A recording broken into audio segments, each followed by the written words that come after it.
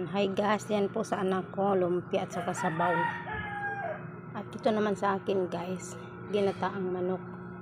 Yung dalawang mamayang hapon, tag-isa muna kami. Maraming salamat guys at kakain po tayo. Tanghalian. Kain po tayo, grabing init po, grabe. Ayan, bumili na lang po ako guys. Tipid pa, kasi magluto, mahal lahat. Kain po tayo.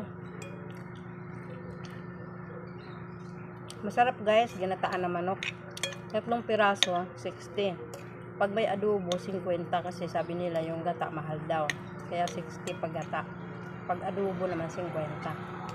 Pero masarap ang luto nila po guys. Sulit din.